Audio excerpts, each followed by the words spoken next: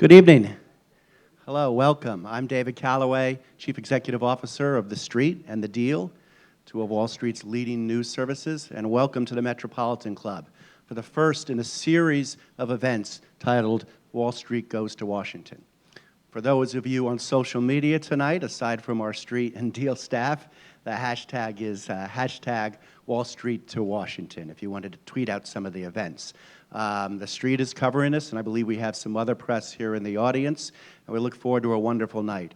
Usually, when I'm called upon to announce these things, it involves some sort of description of why we're doing it or why it's important. But I think this one tonight pretty much just sells itself, right? Michael Wolff and Anthony Scaramucci talking about Wall Street in Washington. Michael Wolff, of course, is the famously controversial columnist and author of all things media and entertainment.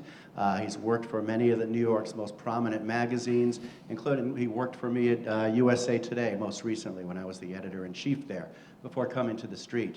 And Anthony Scaramucci, obviously the hedge fund titan, the founder of Skybridge Capital, Titan. And one of the biggest hedge fund players over the last 10 years, who recently just sold the business to become a senior advisor to the Trump administration, one of several Wall Street players who was helping advise the Trump administration as it's trying to find its footing here in the new generation.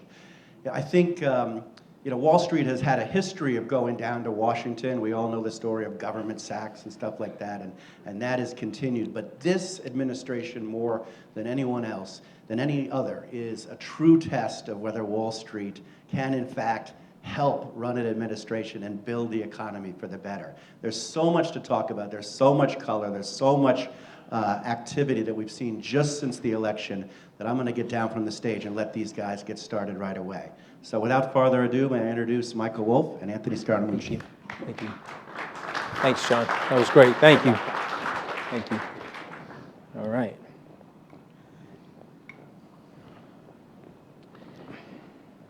You know, there's only really... Hedge fund titan, just so we're clear. Go ahead. There's only one subject. One subject used to be that everyone wanted to talk about hedge funds. Right. The only thing that anyone wants to talk about now, everywhere you go, is, of course, what's going on in Washington. Donald Trump. How many times a day do you hear those two words? The man in the moment, anybody who knows anything about what's going on there, what's in the heads of the people in the West Wing, is the most sought after dinner party guest, certainly in New York. A report card from your point of view. We know what the media thinks. Mm-hmm. Boy, do we know what the media thinks. So let's get another perspective. We also knew what the media thought before the election. Exactly. Yeah, so now it's a little bit of a carryover after the election. So the other side, from someone who knows what they are thinking inside. Mm-hmm. What's the report card? Okay, so I would say the inside report card is that you have an interesting collection of people. You have some Washington insiders, let's call them the establishment people, and you have some Washington disruptors. Those would be people that probably haven't had any governmental experience before, are blending together to make the president's team.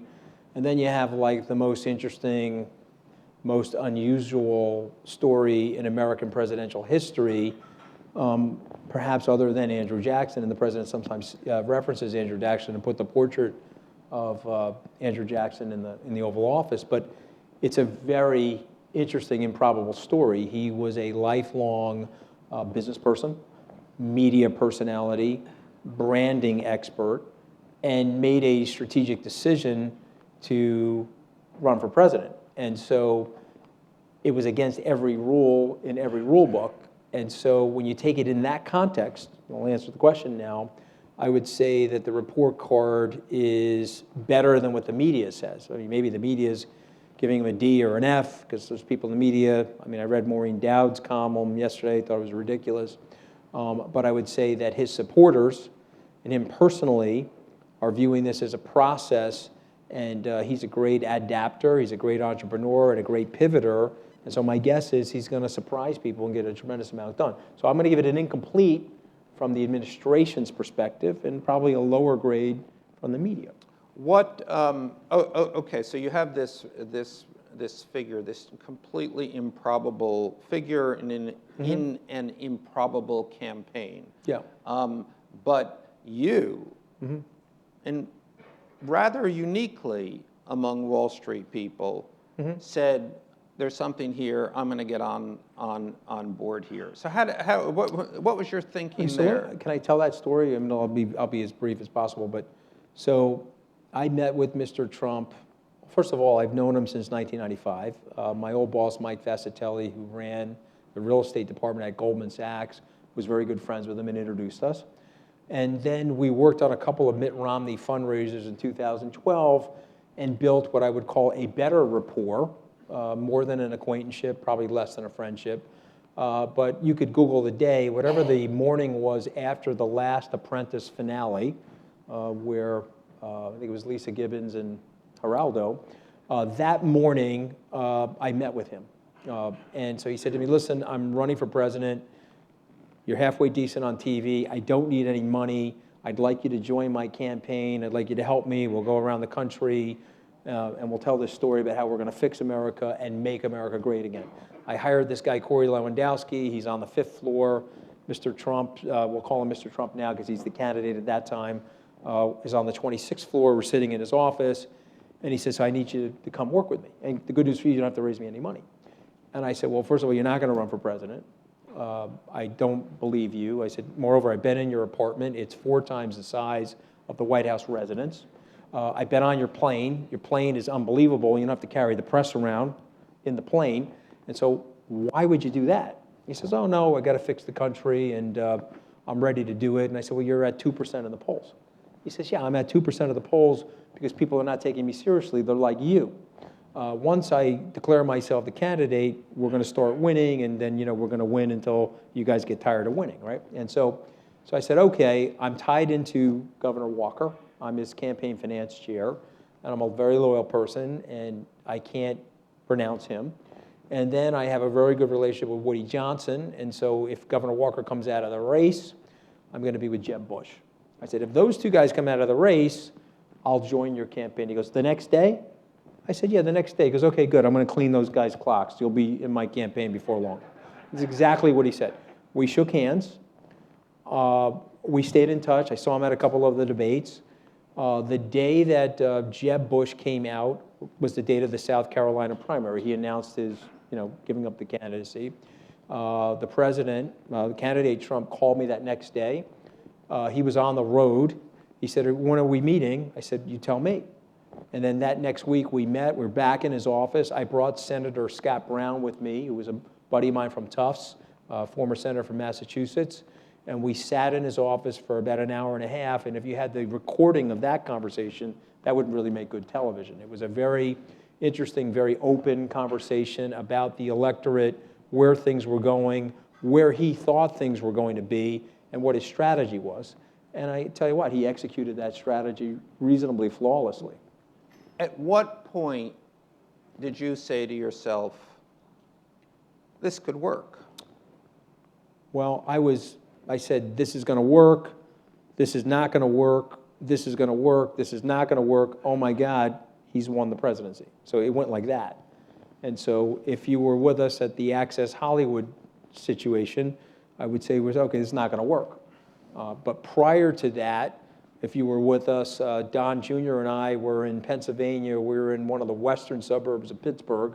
We were driving around in a Ford Explorer, and it was a Democratic county, and there was one Trump-Pence sign after the next on all the lawns, all these little suburban lawns. And my family's originally from the northeastern side of the state, Wilkes-Barre, Pennsylvania. If you know Pennsylvania, which many people here are from Pennsylvania, there's 3. My dad used to say, he was from Wilkes-Barre. He'd say Pennsylvania is 3 states. There's right side of the state, and there's the left side of the state, and the middle of the state is Kentucky. And if you understand Pennsylvania like that, you know you have to make an ellipse, you have to campaign in an ellipse so that you can reach all of the people in Pennsylvania. So Donnie and I were driving around in the car together, and we went to one meeting after the next. It was a meeting somewhat like this at a town hall. I said, I was going to introduce Don Trump Jr. I said, I'd like to, ladies and gentlemen, my fellow Republicans, I'd like to welcome all my fellow Republicans. There was a woman sitting in the front row. She said, I'm not a Republican.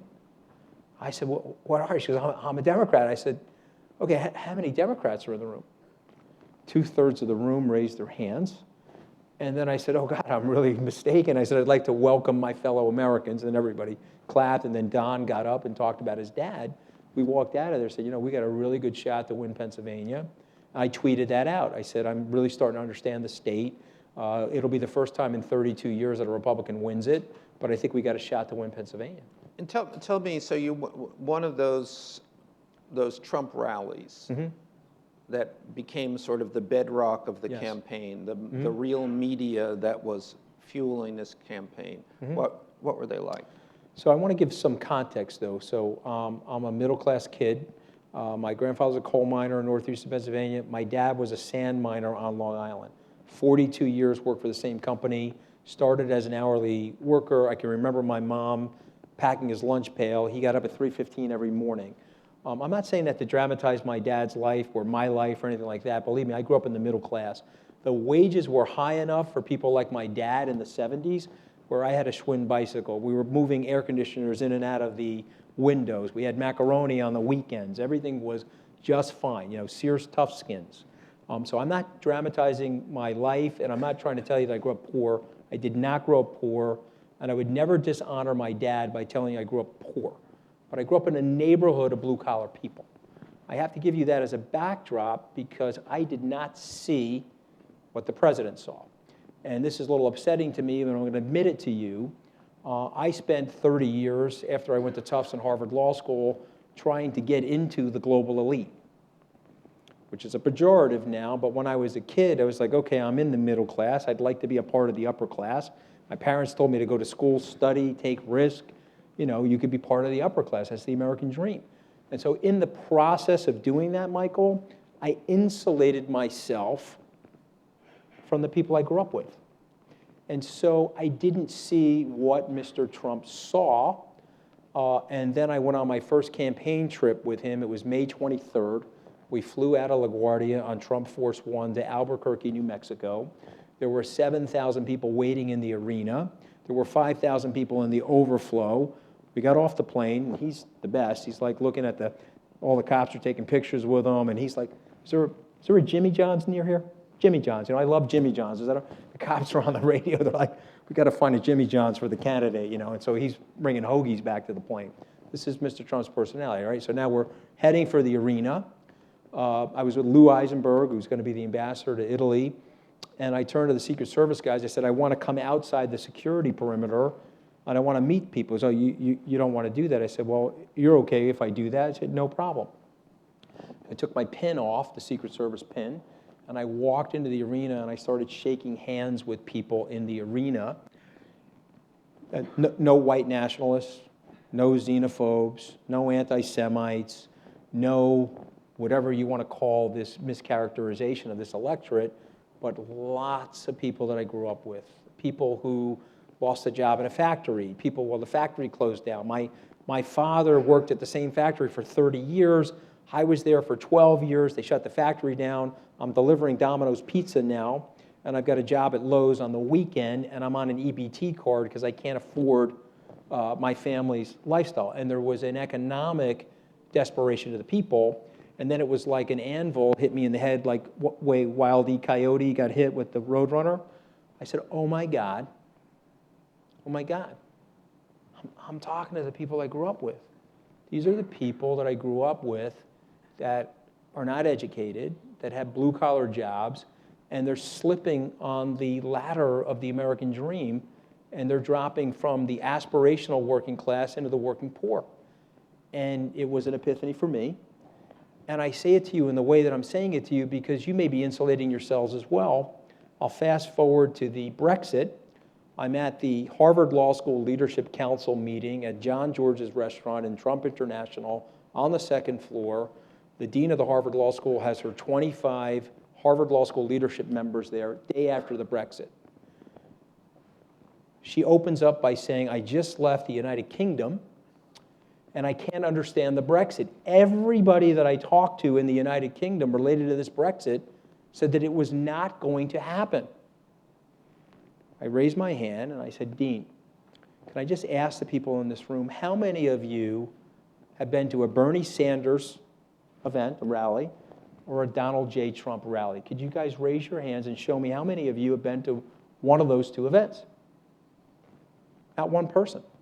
And I said, listen, you know, I'm just letting you know there is something going on that's seismic in the workforce, not only in the United States, but in Great Britain, in parts of Germany, in parts of France, around the world.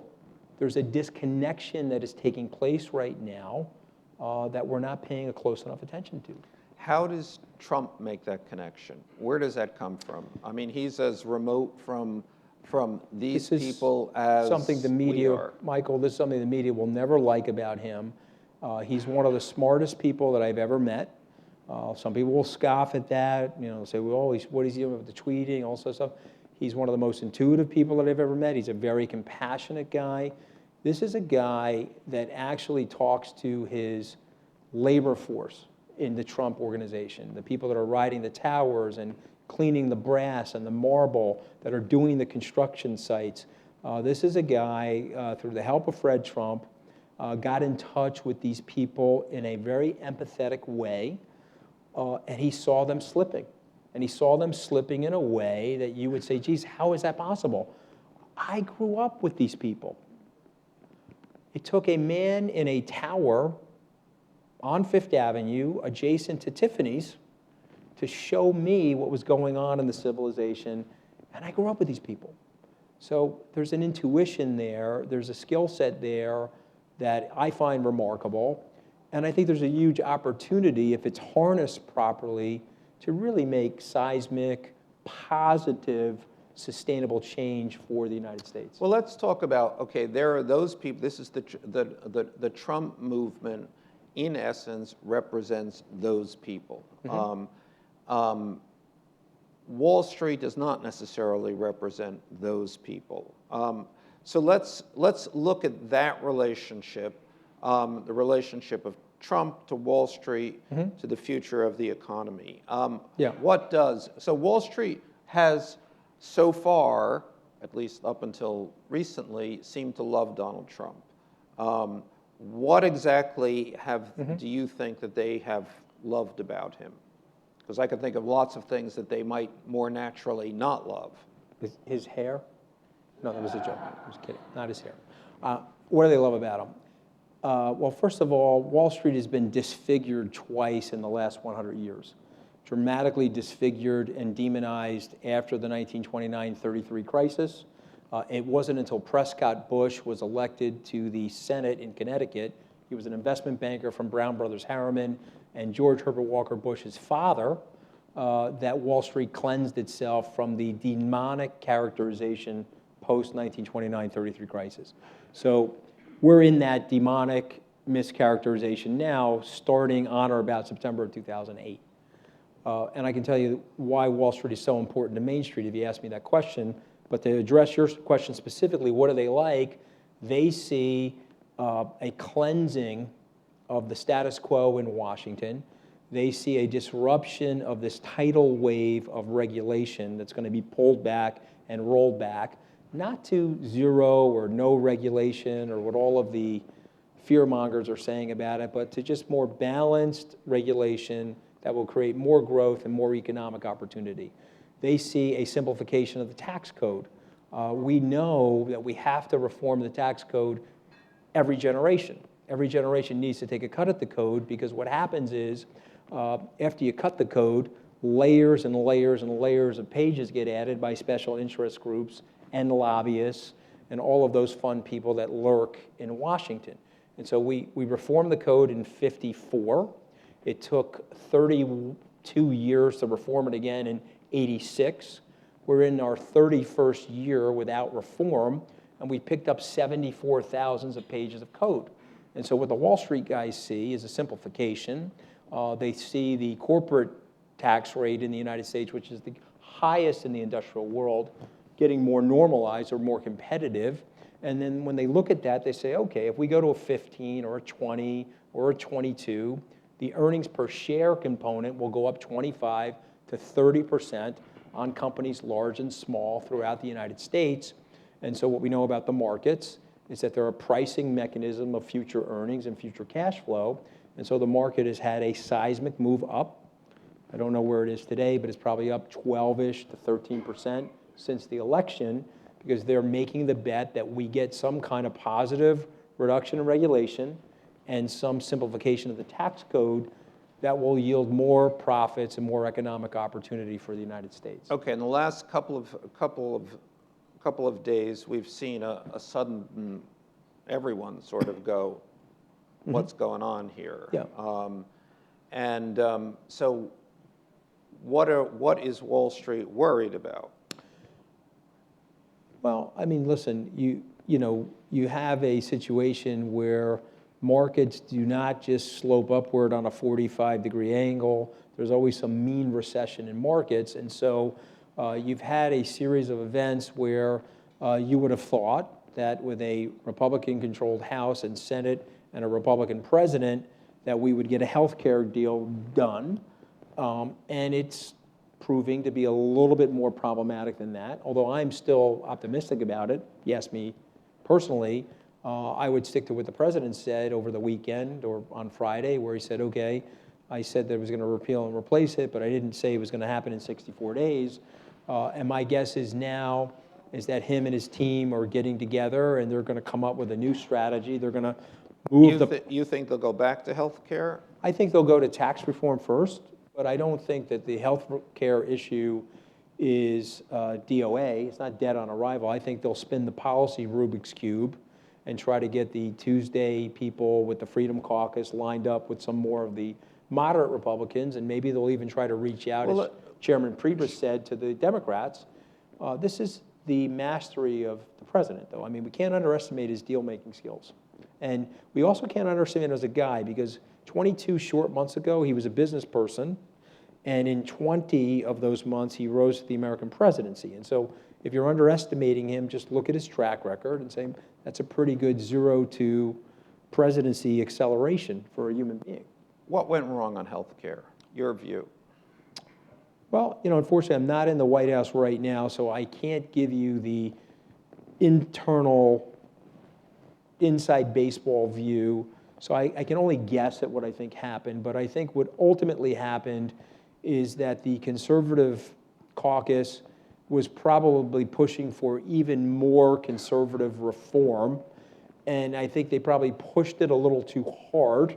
And my guess is that there's probably some buyer's remorse in the Freedom Caucus at this point. That, geez, that Reagan adage of going for 80% of it rather than driving yourself off the cliff, searching for 100%, that may be the better thing in Washington. And do you think that there's any remorse on the White House side of letting Ryan run with this instead of directing it from the West Wing? Again, this is my personal opinion, and so it's not the administration view, but I don't think so, and I'll explain to you why, because I know the players pretty well, and Steve Bannon and I overlapped at Goldman Sachs. I think the president, Steve Bannon, Chief of Staff Priebus, I think what they looked at, they said, okay, listen, we're in Washington. Let's go with the Washington playbook. Let's take Speaker Ryan's agenda. And I think what they basically said, and to use a Wall Street expression, if you work on Wall Street, the bankers always fight with the fixed income people. If you guys didn't know that, well, I'm telling you, they always butt heads. But at Goldman, they always figured out a way to create some level of harmony between those two groups. And I think if Bannon was sitting in those meetings, he's like, okay, it may not be perfect for me, but it's getting us directionally where we need to go more broadly. Let's go with this agenda. And so they were bowling and eating hot dogs, and they were using the president's charisma and his gregarious public speaking skills to try to corral all these people. And then when it didn't work, I think the White House actually comes out of this really well, where the White House is like, okay, we tried it your way. There's some obvious levels of operational dysfunctionality in Washington. Certainly the American people feel this. And so maybe we now have to come up with a new way or a different, more entrepreneurial way of doing things. And I think now that they've tried it the more traditional way, I think it leaves them the opportunity where those people who couldn't get it done can meld forces with the White House and come up with a better plan. That's my optimism speaking. What was Steve Bannon like at Goldman? So I didn't work with him directly at Goldman. My old boss, Jeff Wazzie, who hired him, who ran investment banking in the M&A area, said, but this is what I love about Steve. What you see with Steve is what you get. He's a very hard-charging, very hard-working person. I can talk more about the Steve Bannon that I know personally today. Steve Bannon is one of the smartest people that I know. He's read every book in the Barnes & Noble twice, and so you got to be very, very careful with him. You can't say, oh, I read The Guns of August by Barbara Tuchman, because he'll say, okay, in chapter 3, when she talked about the expansion of the treaty between the French and the Brits, you got a glaze over your eyes. He says, ha, you didn't read the book, okay? And so he's read every book in the bookstore, and he's a very compassionate person. He has a voice. I think he's one of the best writers that I've met. I think some of the president's best speeches, I can hear Bannon in the speeches. He has almost a clairvoyant understanding of the divide. And I think he also has a lot of common sense about his personality, where he wants to come up with the right policies to narrow that divide. And if you study our history, the last time this happened to us in this dramatic manner was sort of 1890 to 1915. And if you read Jacob Ree's book, How the Other Half Lived, where he wrote about the Lower East Side tenements where they were collapsing on the immigrants, and it wasn't until Teddy Roosevelt got in there and started putting some building codes in to protect those immigrants, and it wasn't until Teddy Roosevelt got all those robber barons into what is now the Roosevelt Room, but was his office before he built the Oval Office, and said, okay, we got to sort of knock this off because you guys are taking too much of the economic rent in the society, and we've got to figure out a way to shift it down into the other classes. Otherwise, we're going to have a revolution. And so I think Steve understands that. I think he understands the historical context of the foundational principles of democracy. It wasn't Jeffersonian ideas or John Locke's ideals that brought you your democracy. It was economics. At the end of the day, when Solon went to the other Greek aristocrats in Athens and said, we got to create a democracy, it was related to the economic struggle between the lower class and the slaves and the aristocrats. And he knew he had to cut that deal. And if you go to the Magna Carta, 1215, King John, same thing, tension in the ranks. I got to cut an economic deal and base it off of some type of pluralistic governmental representation. And so we're breaching now.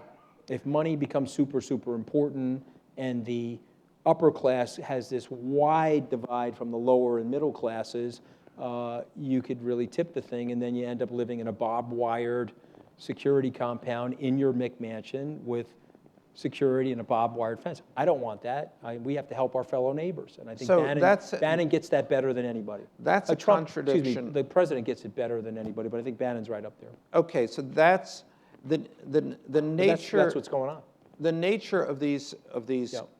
these contradictions, and healthcare is a fairly good example of that, because certainly one argument about the healthcare bill was that it penalized exactly the kinds of people who Steve has been saying the Trump movement is about.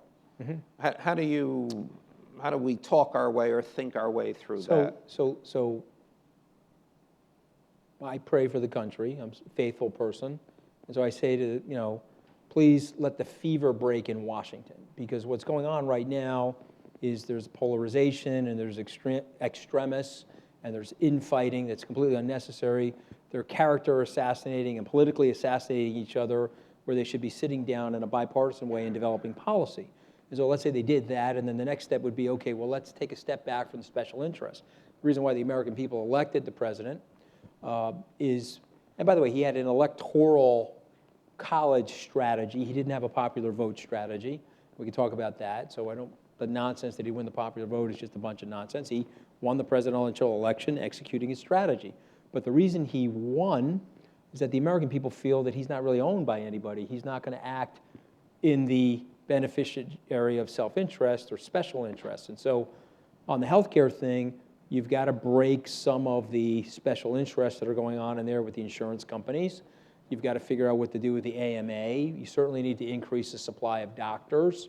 My fellow Americans that are out here know that if we move the S-curve in telecommunication and we break up Ma Bell in 1984, we get lower prices, better service, and look at where our data transmission is now. You don't get to the smartphone without that breakup.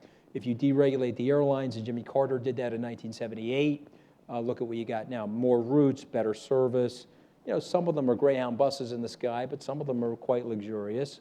And the point being is that if you allow free market forces to come into play in the system, you will get exactly what the president is promising, which is better quality health care at a lower price. Well, I'm going to tell you, you're better at selling this than anyone I know in Washington has been thank you. selling this. Listen, I love the president. I've studied the stuff very carefully, and I feel like we have a historic opportunity, and this is not a left or right agenda for me. This is a right or wrong agenda. You want to talk about the policies, we can put them in a left prism or a right prism, but I want to really look at them like, are they right for the country or are they wrong for the country? What I love about the president is I really do think that when I'm with him privately or I've been in small meetings with him, he really thinks like that. He goes, okay, what is the right thing to do here? Forget about the political and the this and that sort of nonsense. Parse for me the forces at play now, which seem to be there's a Trump wing, a right wing, a Ryan wing. Is that? Again, that's certainly the media's perception, and that may actually be the reality. But here's my prediction, because he's a formidable leader, and I think that there is a silver lining to the healthcare short-term defeat. And that is, I believe that there will be a galvanization process. I don't think that Speaker Ryan could look to the president right now and say, geez, this guy didn't really put his heart and soul behind a plan that originated with me in the House. And I think that the president, and I know people are saying that he's being critical of Speaker Ryan, but I haven't seen that.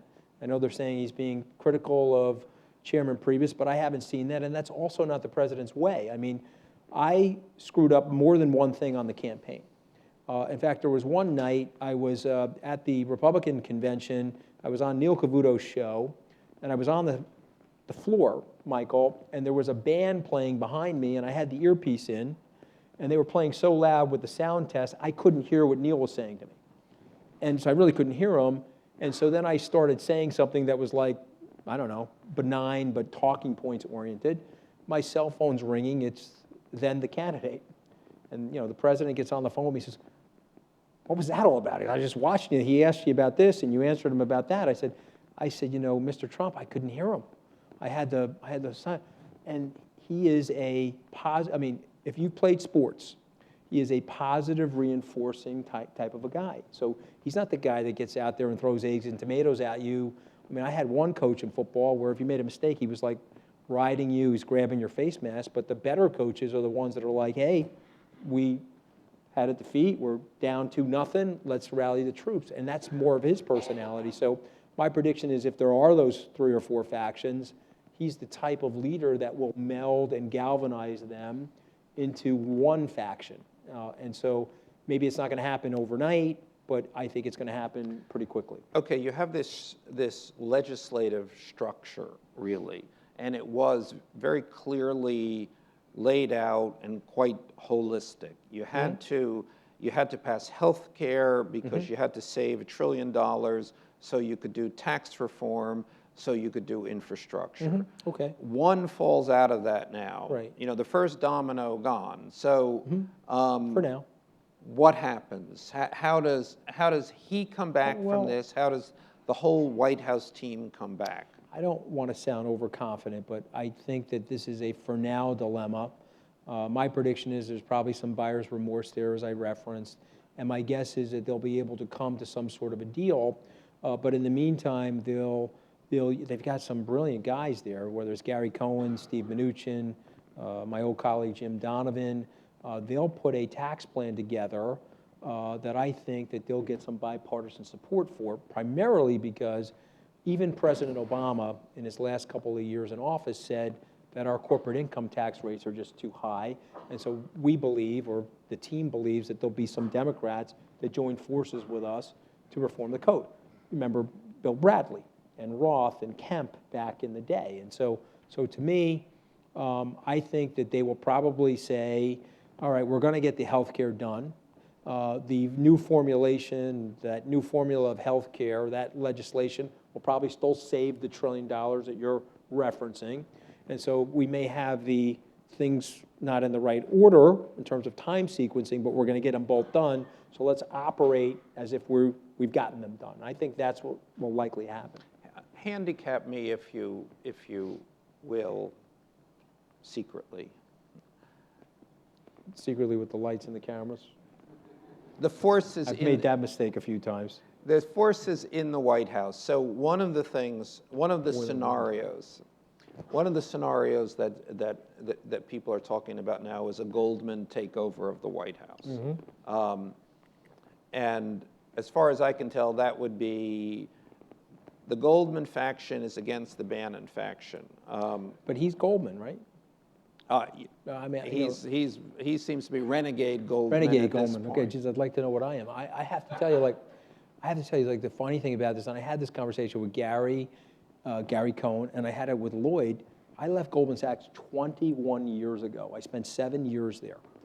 And these guys have tried to step on my neck for 25 of the 21 years, okay? And so that the notion that we're all together and we got the secret handshake and we do all, I mean, it's sort of nonsense. So to me, what Goldman does represent, and people can like this or not like it, particularly that era at Goldman, there's some wickedly smart people, very determined, very self-disciplined at young ages, that went through that rigorous hiring process and entered Goldman. Many of them did reasonably well, if not very well, and they have this public service bent to their personalities, but they are very different people. I think they have all common cause, and I think we, in general, get along very well, but I don't see the Goldman militia or the Goldman cabal the way the media has described it. And you just said that Bannon is, I guess, renegade Goldman. I don't necessarily see that, because I actually think Bannon is sort of like old world Goldman. Like, him and I have had conversations about the legendary John Weinberg, who was the consummate team player. This is why I know Bannon was probably like, okay, well, we're a team. We could be fixed income and M&A bankers, but let's put it together as a team. We were talking a few weeks ago, and John Weinberg had this great line: some people grow and other people swell. Have you heard that before? It's one of the best lines out of the legendary CEO of Goldman. Some people grow, other people swell. And what you have to do, and Weinberg would always say this, keep your ego in check, recognize what your role is in a team, subordinate your ego to the common cause. You will always do better in a team.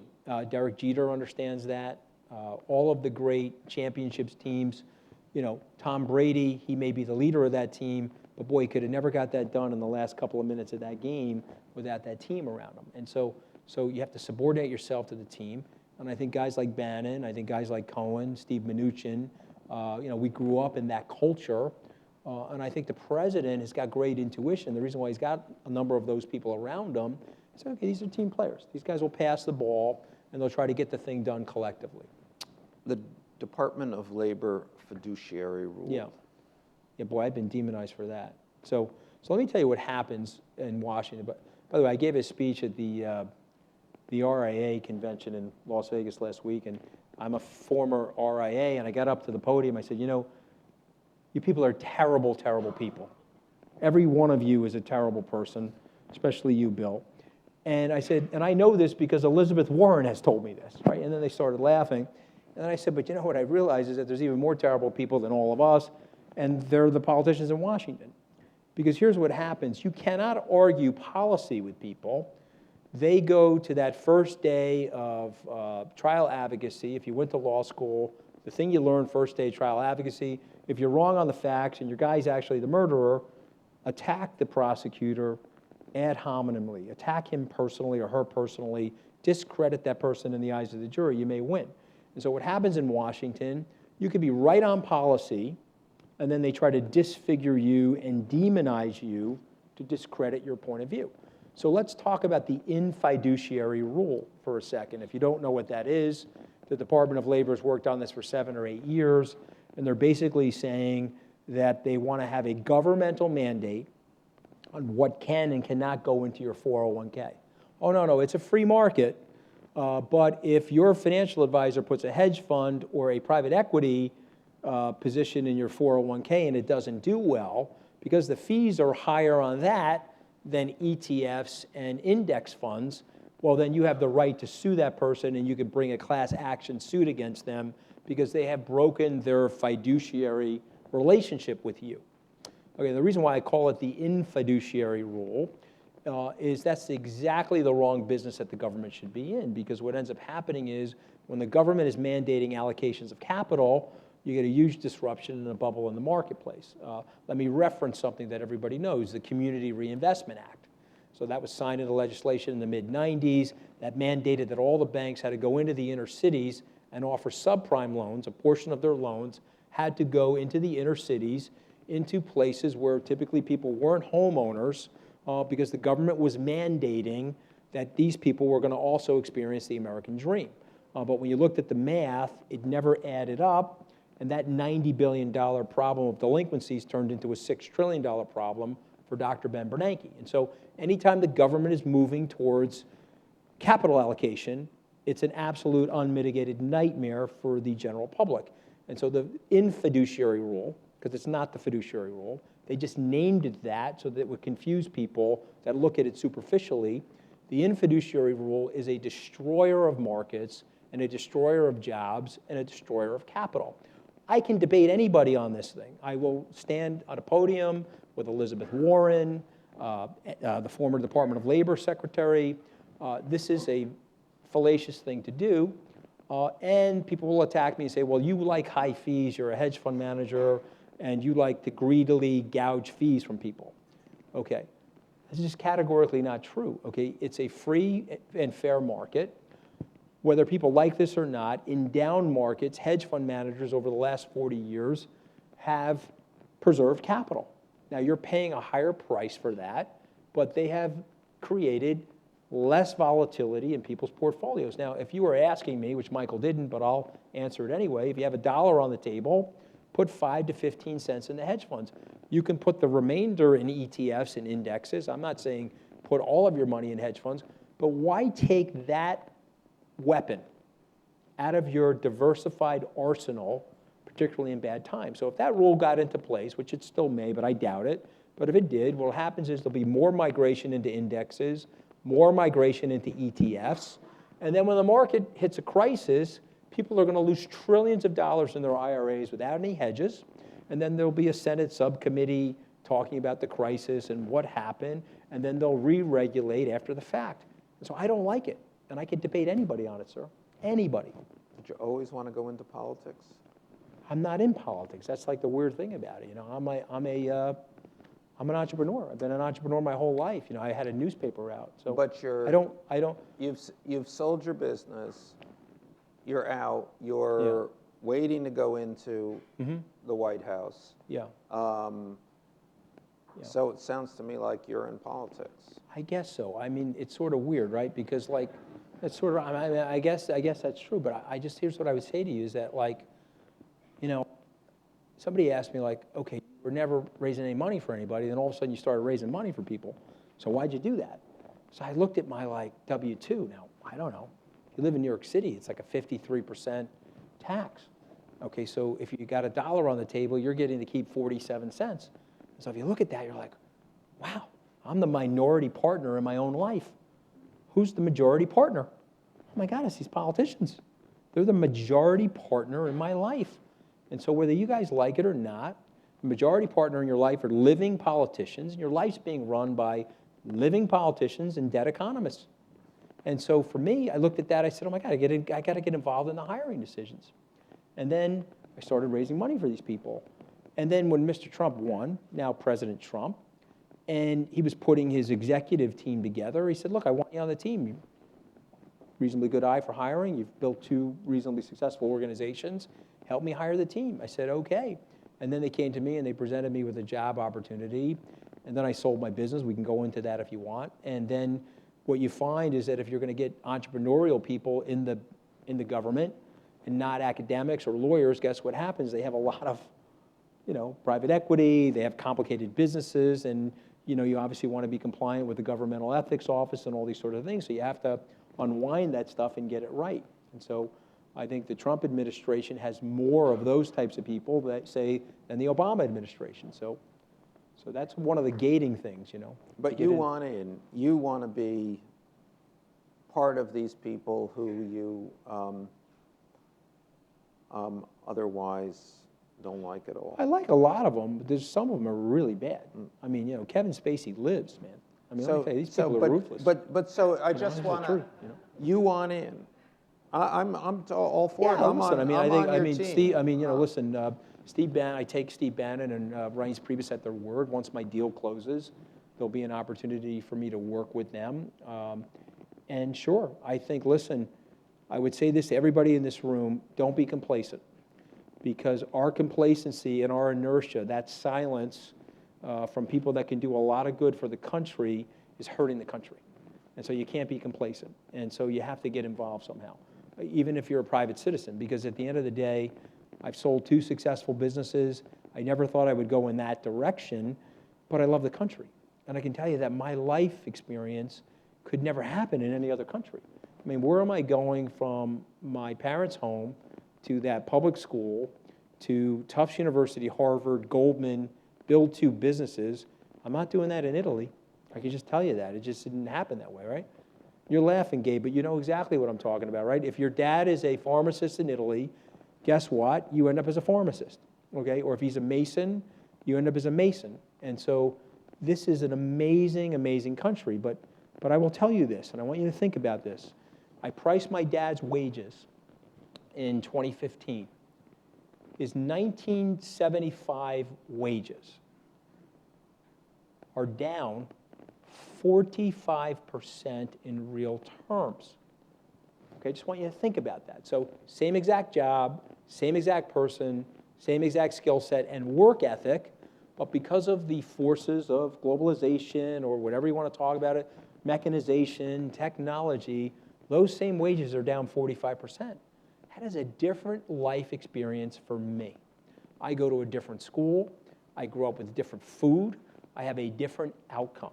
And so if we don't figure that out as a group of people through policy, through good citizenry, and we don't figure that out, it's going to be bad for our children and our grandchildren. We have to fix it.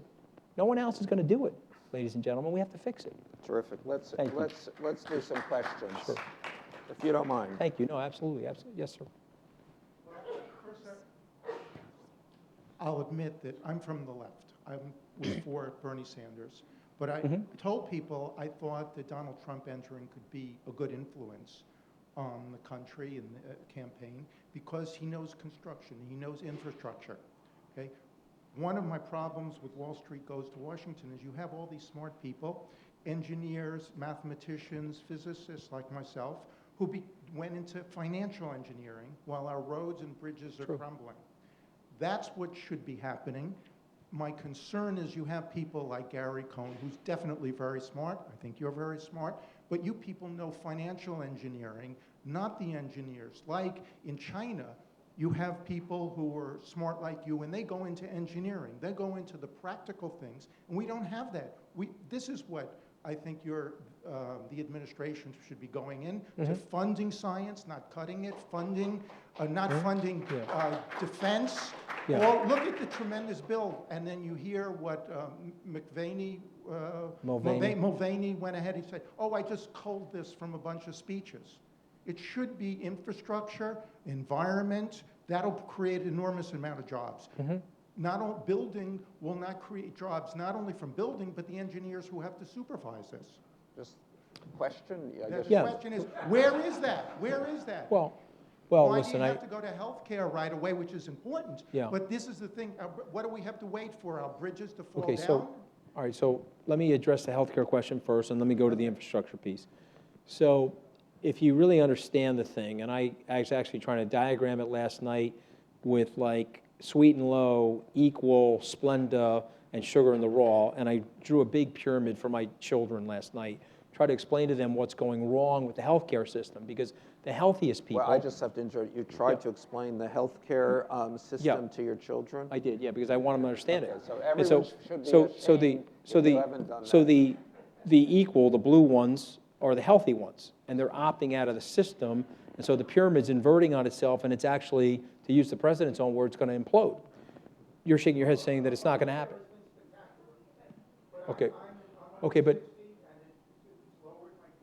Oh, okay, but if you look at the aggregate, if you look at the premium increases in Minnesota, Michigan, if you look at Skybridge Capital, the firm I just sold, we've had an 85% premium increase. Unfortunately, we're only 55 people, and it's hard to buy in that cartel. We've had an 85% increase in our premiums. Now, the good news is when I was running the company, we had 100% deductible. Company, we had 100% deductible, right? And so, because I wanted everybody to have the health care paid for by the company, I figured we're smart enough and rich enough, we should figure it out. I think the president would say that if he looks at the forward math into late 2017 into 2018, there is going to be a seismic problem for what is known as the Affordable Care Act or Obamacare, okay? So to him, you could like this or dislike this. He said, hey, you know what? This is super important. Got to get this right. If we get this right, it'll calm everybody down, particularly people that are worried about their health care. Let's try to get this right. And so I still think we can get it right. I think this is a temporary pause in the future. But that's why we that's why we went with that. That's just my honest opinion of that. On the infrastructure piece, it's very interesting because in this very room, this library, before the inauguration, we hosted state treasurers and engineers and a whole group of people to talk about the complexity of infrastructure and rebuilding the nation's infrastructure.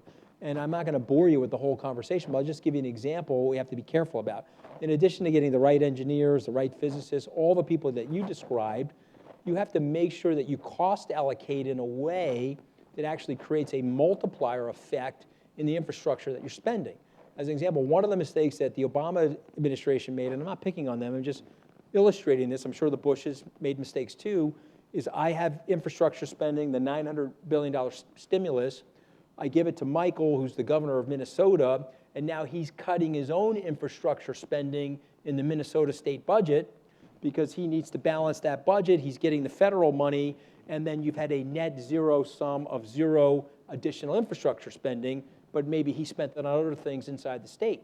And so what we really have to be careful about with the infrastructure spending, and I do think the president really does understand this, is that you get meaningful bang for your buck, that there's a huge positive externality and economic rent creation from the infrastructure spending. So I do believe that the group of people he's put together there, and he's announced a few of them, and he's going to announce more of them, I think you're going to be very happy with. And actually, if you're from the left, this is something that upsets my Republican colleagues. Infrastructure spending has classically been a left-leaning policy that the president, Steve Bannon, all of us are all for. Just to. People excited about that. Yes. Okay. You know, sort of the father's behavior, we throw them out, just code out, or the, you know, Muslims thing. All right. Well. That's what people should be, America should be excited about. Okay. Well, listen, Let's just see. Let's I go to got another it. question. Yep. Yes, sir. Administration has about 1,200 appointments that have to go through the Senate, about 4,000 nominations of different kinds. So far, it's been about 63 people, and the impression is that the West Wing is very lightly staffed. So could you talk a bit about having a president who formerly wasn't known for his deep interest in public policy and not having much of a Rolodex coming in and trying to build this distinctive administration that you could you're seeing, and particularly put it in context of your role within the administration, which, because originally you were slated for a role, Yeah. it sounds like. Yeah, I was slated for one role, but I think there was a urgency to fill that role. And so now, once my deal closes, there's been a discussion about a few other roles, so we'll have to see what happens there. So I honestly don't know what the role will be, but hopefully it'll be something where I can make a meaningful impact. But on the topic of staffing, more generally, and you may not like this answer, the president is a big believer that we can do more with less. I think we were outspent 4-1. I used to remember this perfectly, so forgive me if I don't have it precisely, but I think we were outspent 4-1. We were outmanned 6-1 during the presidential campaign, and we still beat Secretary Clinton. And again, if I don't have those exactly right, you can Google them, but there were big factors of overspending and overstaffing on her side relative to ours. So the president has been, in general, reluctant to do the aggressive staffing that past administrations have done. And so you could say, well, that's going to hinder us and put us at a disadvantage. In his mind, I think he thinks that a leaner, more efficient organization will be better for the American people. So we can have that philosophical debate. You could disagree with it. But I do think many of those jobs will eventually be staffed. And I think that he's done an unbelievable job. This is my personal opinion, and maybe I'm biased because I was on his executive transition team of staffing the cabinet. I think that these cabinet members, whether it's General Mattis, I mean, I can name them all, Stephen Mnuchin, Secretary of State Tillerson, these are very accomplished people. I believe they are, and I know some of them personally. And so I think we'll get there, but I do hear you, it's non-conventional, and I think one thing that we can expect from President Trump is some non-conventionality, if you will. Please. Yes, sir. Thank you.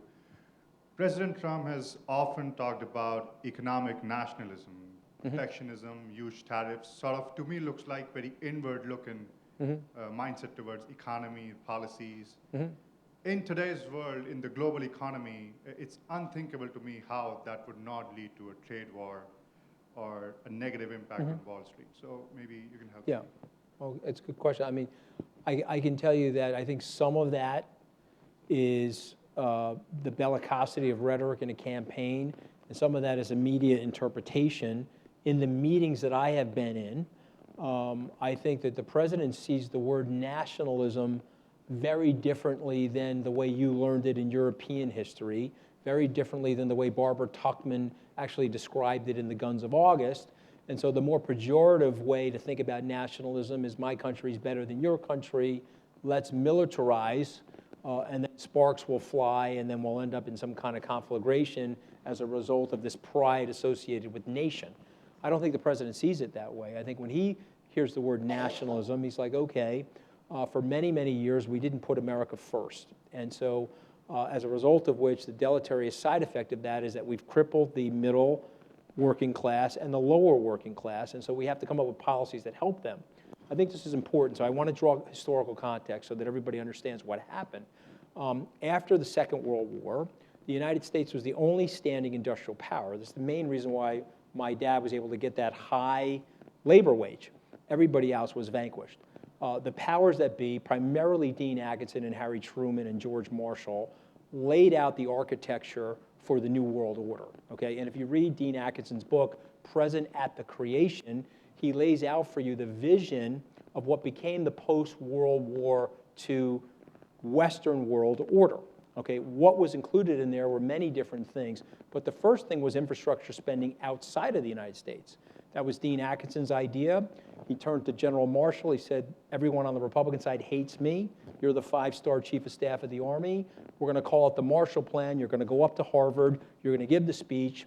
$12.7 billion, 1946. It's about $300 billion of today's dollars went into infrastructure spending outside the United States. Why? We needed to rebuild those manufacturing centers. We needed to protect them from communism. And we needed a marketplace for our goods and services, okay? And that was a very robust time for our GDP. Second thing we're going to do is we're going to uneven the trade deals. So in coordination with Treasury and the State Department, I can give you a lot of reading on this because I had to study this for the campaign.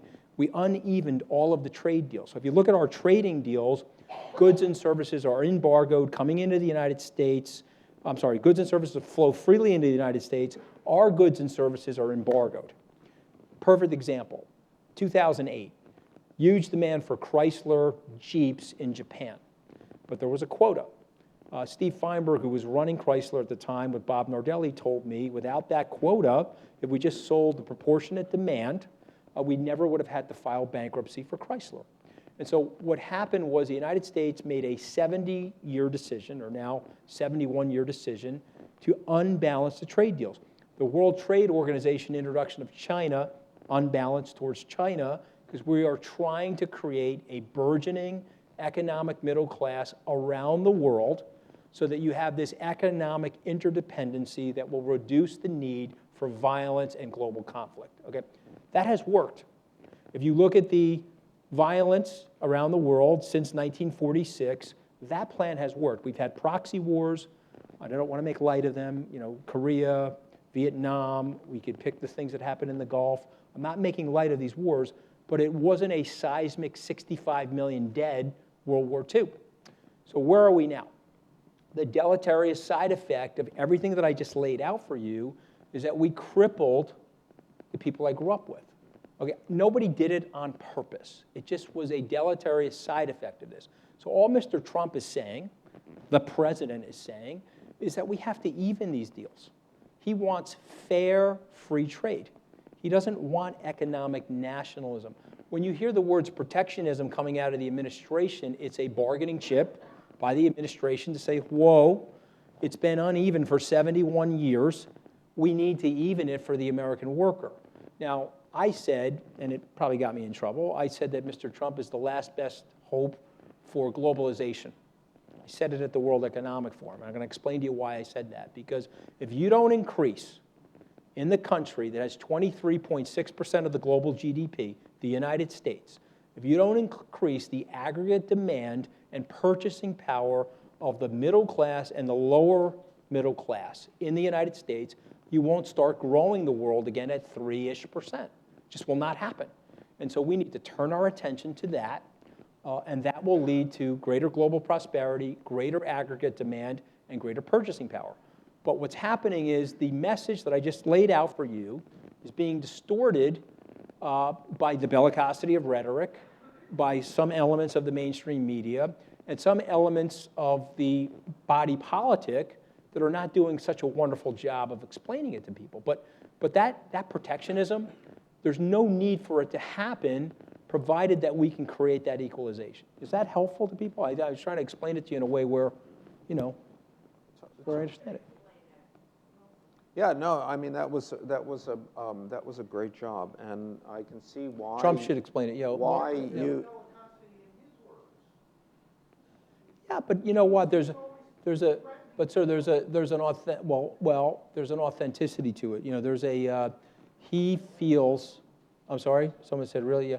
Look, I know there's people in here that are Democrats, but I don't like the president. I like him.